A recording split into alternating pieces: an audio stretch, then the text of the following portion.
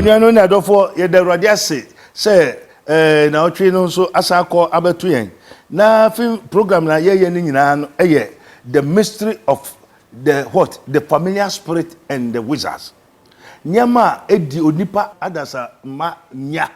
wo wiase and we tell us a program with a long teachings, long programming until ye be yin series actually mu na the familiar spirit wo djuma bebre a omo djuma bebre omo di na program oti nka no the world without end wiase a enye wie enye mu hintasem emu abebre se emu how ni nyina efi Enti sabri okasafo no ni okasa no so friend his minister of Christ and the dispenser of the mystery of the kingdom of God, Prophet Dr. Abednego of the Kingdom of God Ministry, Rabboni Spiritual Research and Divine Medical Laboratory. You were a God of Israel Inspirational Research Society, Ghana Incorporated. We have so many broad, you were so many spiritual aspects. You are Rabboni Spiritual Research and Divine Medical Laboratory. You some of the Kingdom of God School. Any asori nyinara ye onyame be kire prayer camp ye san wo dro kasa visible and invisible, physical, material and mentally ye wo dro wo ye sayare no ye bompai sayare no bompai wia ye wo habandro obenum odudo power koko yare bi ha susu fam honam fam uba Rabboni Spiritual Research and Divine Medical Laboratory ye wo ni nyina bi wo ho efise ne ato me no ne wo je me no obeje wo ne ye me ne bi na ye wo efise wo se obako pe na ye bone Adam na ye bone na wiase nyina aye bone enti se Adam yare a ne ye Adam asefo dia ne ye Adam no sa na eti enti ne ye kwesi no sa na ye abra na bi a wo de no e won separate asesa what you say na no no wo kire mo asesa ne sen efie bi wo ho a wo mo wo sika enso woni ba na bebre enso ho a ojonso kra no anyem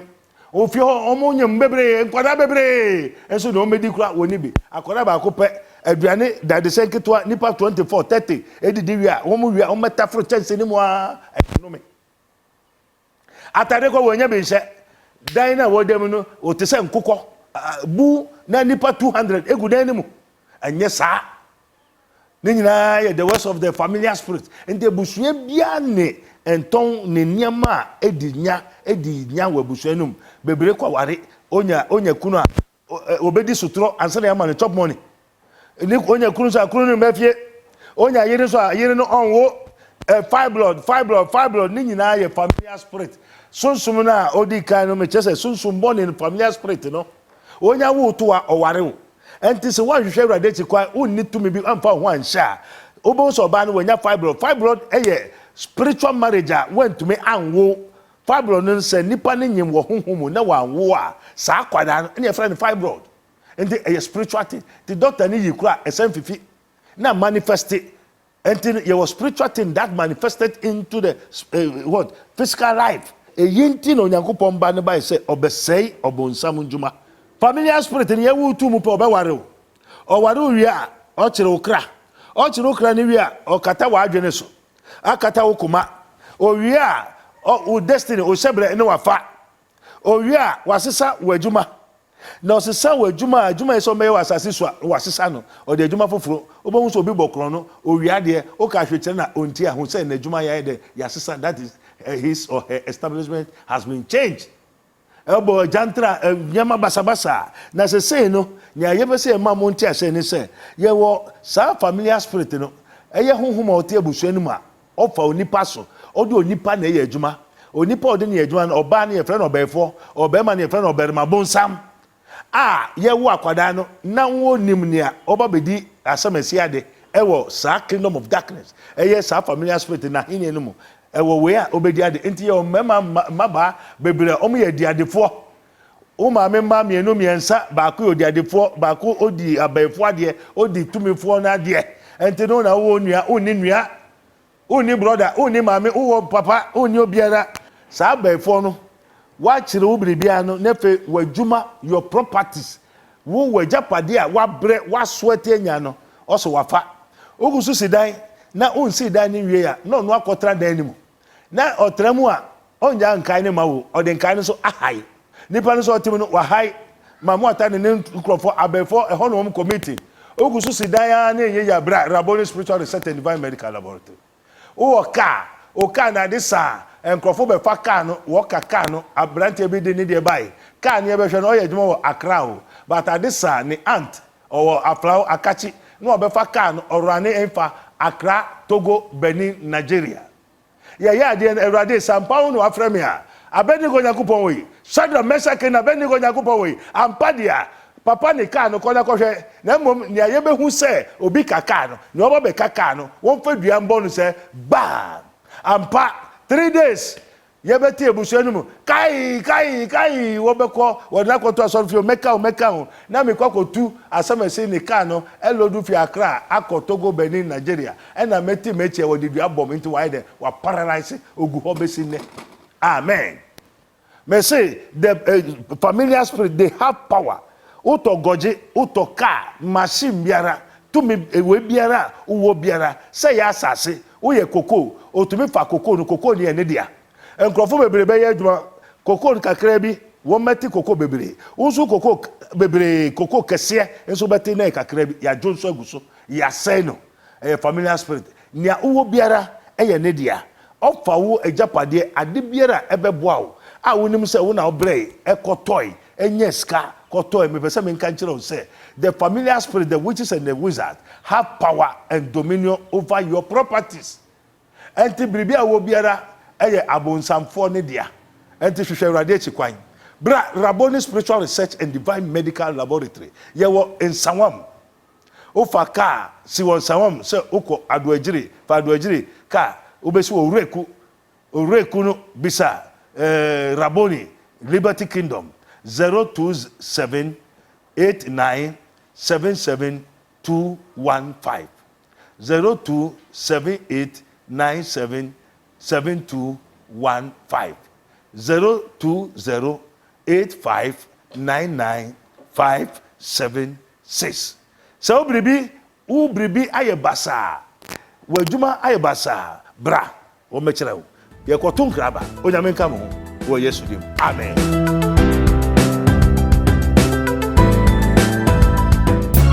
Rabboni Spiritual Research and Divine Medical Laboratory. A spiritual hospital and kasa. Yeah, according to Rabboni Spiritual Research, they will say, "Yeah, be brave kwa." I susum. And no go doctor to doctor, hospital to hospital. Obe kasa next kana ide. Asa ye de wadi tumo na kupon tunya kasa. And the bo mpai manye ya obe yare. Efefeni na ye. According to the spiritual world, you know, onyame amaye ko hu yate yenim ene ye ka ho asem no say witchcraft power is a very dangerous. Yo, Rabboni Spiritual Hospital. Emma abamu. Nyame tumi no and that's so ye. Rabboni Spiritual Hospital 0208599576 and 0278977215. At Rabboni Spiritual Research and Divine Medical Laboratory, we stand for spiritual protection, healing, blessing, and total destiny restoration. Order for Rabboni Spiritual and Healing Center. Wakantanka TV so yawada na jubia. Bra nondu abodi kosi nondu mpemu.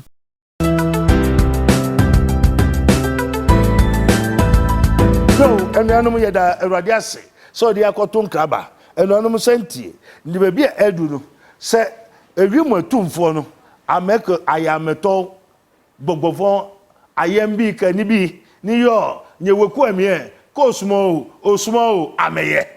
Ni noni abafebo je pako abafebo yi. Afebo mo. Noni antabo na aketumbo atubo mo. Noni abahe ode ahomo. Beja oba Yesu jeme ni Yesu heni habo. Jesu oba Yesu na Yesu waje wade ama. Na ye gususu anu sesi ano eye having dominion over your husband. Over your husband say wo sa sumu tumfo familiar spirit no yenya wo tumu na oyo ba ya ware enti wo utume ware biom. O destiny ye nyaje ye ware o aje okra achichiri wo adwene achichiri bibiara asesa o hyebere aje wo dade wo adwuma firi nsem ye wi a ye aje wo ajapade obiribia won ne dia enti unya ware pe gba obema obe ware wo hu amane enti na pefo bu be se ukwa ware abisa enti ma bebre munya kunu no me pese me kan se wo kunu ansana yewu hoto wo pe wo yo beyere ya sha okawa ya address o enti obema bi obesi upe biara waba obi yere ho enti no unya obema obeware obehu amane na adwuma nsa ya obewu wan bodan bribi be ye no o house enti no wukunu eye ufiefo dia enti no wopa bia no wodi ye okunu enti emma bebre ntumi nya kunu omo okunu de dawo obema bia obeware no oba na obedi na chimi so oba no owokunu opompo sa neti enti wo obako ware so oba no na wanhwehwe ni kunu sunsumu na wampam no ana na yesa oye wanye wa ware no wani kan so ukohu no wase ne pe onene na wawo oboa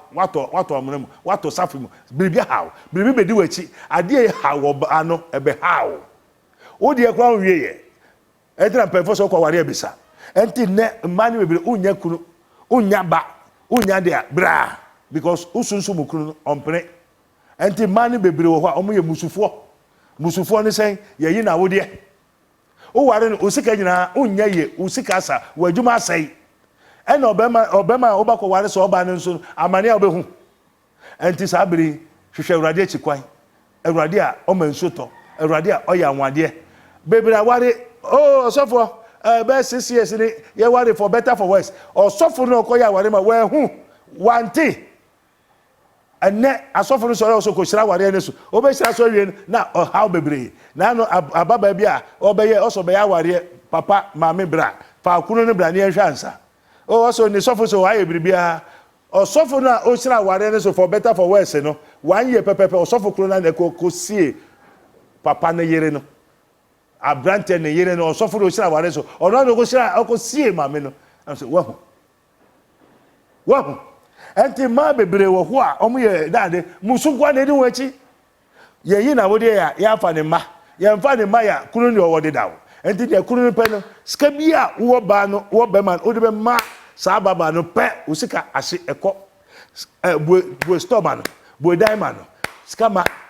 bibia obe ya man biara enkosi hu enti kunu na oba be ware wo no boy no so boy wo ko o so kototo nyama obe ye ho ade won so wan ba biom wọ́n sẹ̀ nánú ukuru yẹ ọ̀hún adé nsúwìí ẹ̀ n'ẹ̀dwuma sẹ̀ ní nyẹ̀mẹ̀ nyinaa ẹ̀basa trase hwẹ́ nyẹ̀mẹ̀ hu nyẹ̀mẹ̀ ate na mi di hu adansi akyerẹ́ o mi nyẹ sọfo ma nsọrọ sẹ mi kọpẹ sọfo ọdi na Awurade frẹ mi ẹna ọkyerẹ mi ẹna ọde hyẹ mi nsa nti mi kuta safia mi di bie na mi di tum na mi di tum na mi di bie yes that is the Alpha and Omega also behold I am the Lord the God of all flesh is anything too hard for me the power has been given to me and to say ya tu mu. Our prison of marriage say won ware bra ye be bie o ma ware say o je onyankopon dia o se say o fa nasem say wo nante nasem wa Awurade say obra ni mo aye din na wa ware sem aye basa bra no be ye onyame be ye manesi ewuye obi ani wa spiritual marriage ni fio me se me hu me die me ni me die yen de no ye wutu onimuni ababa ye nyina wati me se men kan chiro me ma me fie kwapem akonfanoche fie ye konfanoche bosum ni ade nyina wo se me na ase na wo so de hwe eyifo okugwa kro no ma fi kotoku ni abe me fa na ada ne me hu ne mate ma fi ni pod na mete ho no ekwapem ni ye di ngo abe nkwan ni wow enti enim tumia ewo abusu mu ewo man ni mo kro no brono no so ye fi okoto busa ye nana na okoto ni gold okoto ade na oba na oni o pese ware why na ka chosa o say what the mission is say wo ni what the mission was an enim yare me mission say biom wo me nyawo dia na wo ya media because heaven and earth has been given unto me me kanya me hu ni amate na me di wada say chino ka o free ko ntu na sie biom o say mate no ye nesa okoto oniti ebuso ni na unya kura unya yire unya kuru unya kukofuru unya dade sai unya kukofuru unya kura unya ba enti bebre akwa ware ni wewu eja ne kuru wewu eja ne ba bebre mema ni bebre wu ntentem efisa familiar spirit no mema ne wu ntentem ni nyina efisa familiar spirit no because wa ware obire ene wan hwa sa tumi na di oba na chi na ku enti mema bebre wonyi ncha ni bebre sa de no aware mu ade no before ba ne so ebeku fu se a obaya de bi obetete adwendwen sa entra mpefo bu be se ukoware abisa enti enuanu mo adofo sabiri ni Awurade aya mame waje me no obeje o me pase me nkyira wo se ebi wo wabusuam me mahu mate na me di ho adanse ye wo ho ye wa chichire wo ho ye wo kraman ye wo bundu ye wo Alaska ye wo ne keka ho bebre abusua bia ne de familiar spirit no ba ebuo bia na wo miara owi a no ha nkwada no ntumi nye ni papa enne anka me kwa menya sena obia papa yan papa ko Joseph Kantanka on so nyame abo no ho ban na ohwehwe achi kwan no on so tumi ye niam o bo ankrofo che nkrofo ade enso ne okobo obi a wanya asem obi wa chire no use camera na obehwum uska nyina ko na fie busu adan na ebubu no ko na kosi na hwade na ne te ho ono wankwa abrochi o ma me ne kura no ho wa ye biribi anyeye ne ba nkwa abrochi ne ba nsi dan ne ba ntoka wo betoka wo be sese busua obi be ware na no wokum obi no wo pese obe ye no wo na woska wo be gu oni mase wo be ye emi agazo no sankpoto no masam wo ma hie sa no be ka kire oni wo che na de na me se be hu mate ayade atome na onyame yi mafi mu me fi abrochi be che nkrofo ska sa da na me konya accident eno ne me nsan wo nyina ye awurade me da hwana abofo no bai so nya abotre me pese wo nsu ade na me se awurade me da ase me se wayi mi afi o mo awurade wo ma ye nkwa ne awie ao enti ye da wasia fata ene ko bo bi wanya asem obi nwa chiri ogobo ano onu ma de na chi obe chodi obi ade a bompa iguso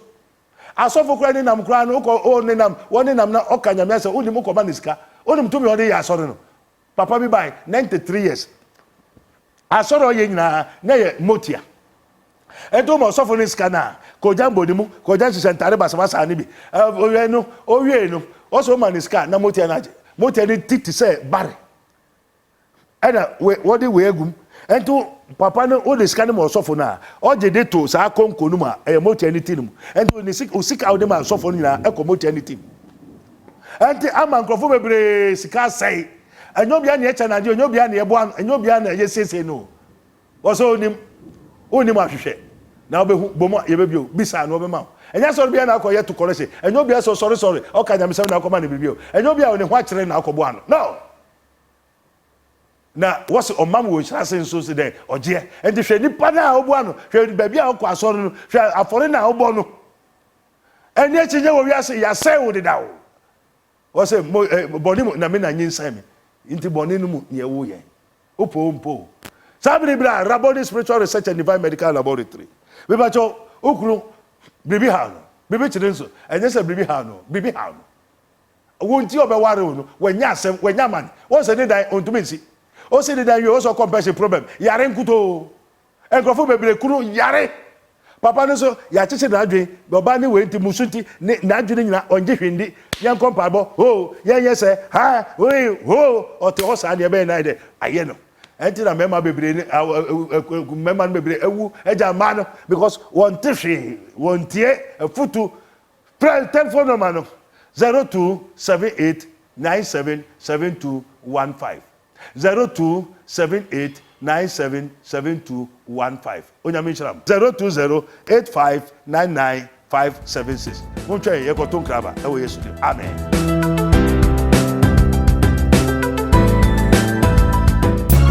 Rabboni Spiritual Research and Divine Medical Laboratory. A spiritual hospital and kasa.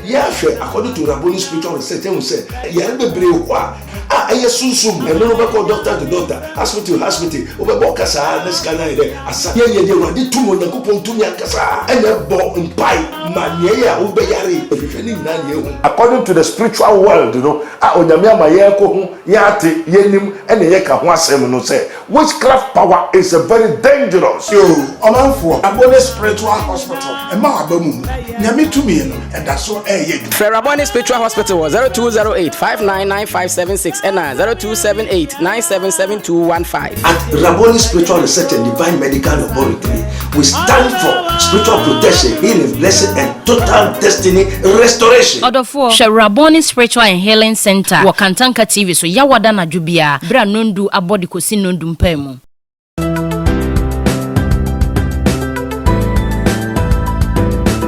Everybody yesu yeda wase otufo yankopon yeda mo se mo twenso yede ankrato na kwaba sabri ye fi kunu ni so a se sunsun bone ne nso unso yo bema na sa familiar spirit no ewa buso no mu no wo yere de dawo enti won say mema bebre ntumi ware niema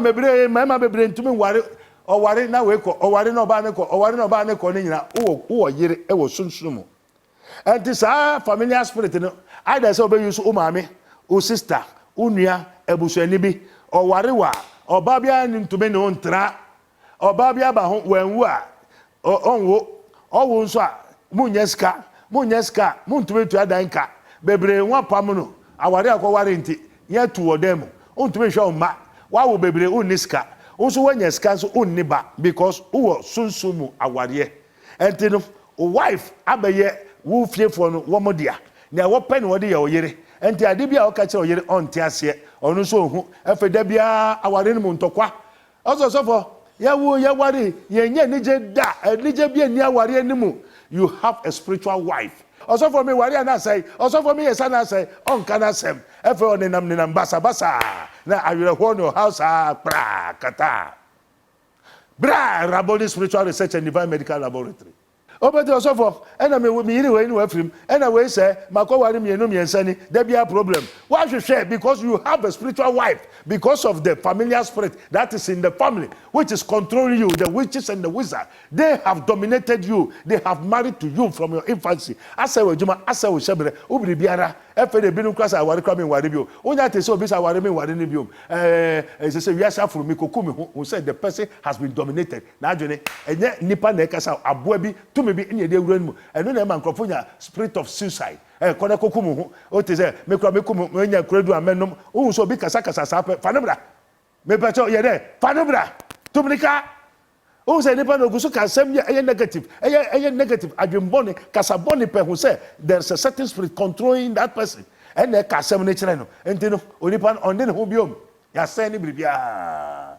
And Tino, sa spiritual wife, you know, ayo obeme bia. Yenya wope ena ye wo brea sa befo no committee every year obefo bia esese omfa ukunu emekere according to the mystery of ototofio abefo meeting no ye wo afi biara ene bosumi a esese obiara uyo bawo uyo bema esese omfa ukunu na oyere emekere enti umpo sa familiar spirit no tumia eti abusu animu a mo hyase a ye wo tumu no eware pe oyere onya ware a oyere abefa obekunu enti fie tumi no ebefa oyere no mu na open na ode oyere no so be de ebeye enti bo hu se nche oyere yare o aye de basa enche okonyem ai doctor anye we mo anye this way no pressing anse no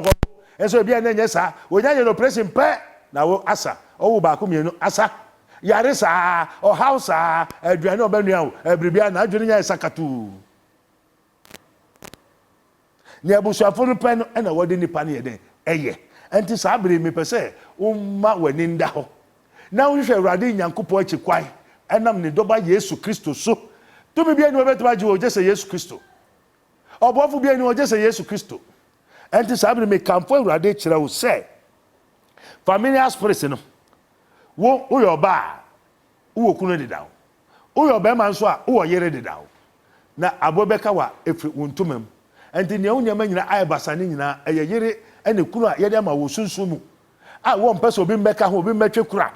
enti wotumi de oyere eye nia wo pɛ wotumi fa oyere so ɛhawo enti sabri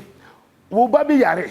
wo ba bi nanu osofo anajo no na me ba owiade wo de ade to ho utu dan ni mu a abofra wura dan ni mu a onimma bi ade ni wo obako bu dan nani sa spirit na abowura no no ɛna ɛde yesa abofra bi bai osofo majunso fi mi mu francis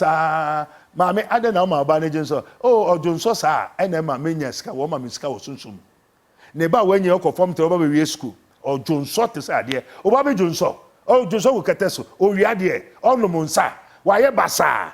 hwe ya sisa ne shebre enye sa no nyame bo bebrebe ya efrihi yesu kasa madinyina yedi mesenye sa no nyame ebo yeyo enye sa no nyame bo me ohawia efrihi enuanu adofo baabi a wo biara o hwamene bra sa na Awurade se Eradi Yesu ose mumbra me nche mumbra Yesu mempa me anampa woni ntomeso say his minister or prophet doctor me ko prophet Abednego no ka se me ko Yesu wo de woni to Yesu pe na nhyira na aba ento bedu ha no na asundwe odo biako ye no ye yibo so mamo ata ba hima so so wore ye bona so ba na Eradi de kwa na de abiama onyame nhyira wo yare obi da prison when your case and no be a case and says oko that prison not that prison afanobra or judge case or court case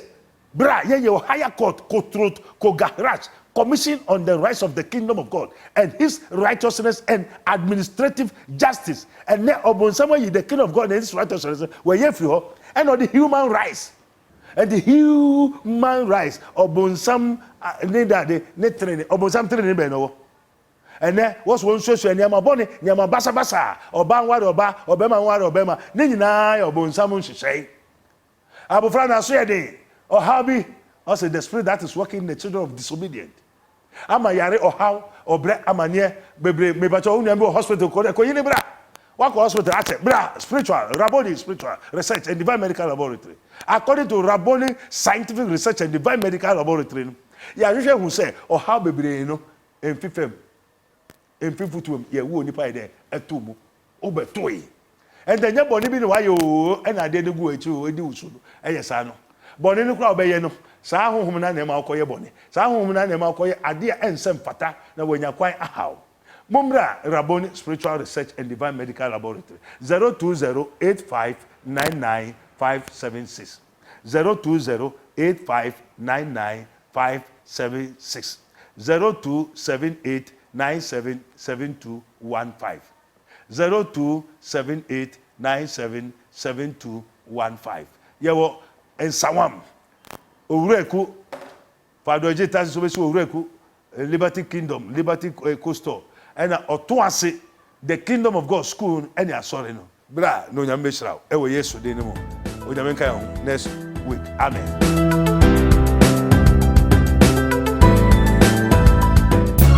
Rabboni Spiritual Research and Divine Medical Laboratory. A spiritual hospital and kasa. Yeah, according to Rabboni Spiritual Research, they will say, "Yeah, be brave kwa. Aye sunsum. And no be call doctor to doctor, hospital hospital. Obe bo kasa next kana ide. Asa ye de wadi tumo na kupon tunya kasa. Ene bo mpai manye ya obe yare. Efifeni na ye. According to the spiritual world, you know, onyame amaye ko hu ya ate yenim ene ye ka ho asem no say, witchcraft power is a very dangerous. Yo, Omanfo, Rabboni Spiritual Hospital. Emma abamu. Nyame tumi no, eda so eye du. Rabboni Spiritual Hospital 0208599576 and 0278977215. At Rabboni Spiritual Research and Divine Medical Laboratory, we stand for spiritual protection, healing, blessing, and total destiny restoration. Odofo, Rabboni Spiritual and Healing Center. Wakantanka TV so yawada na jubia. Bra nondu abodi kosi nondu mpemu.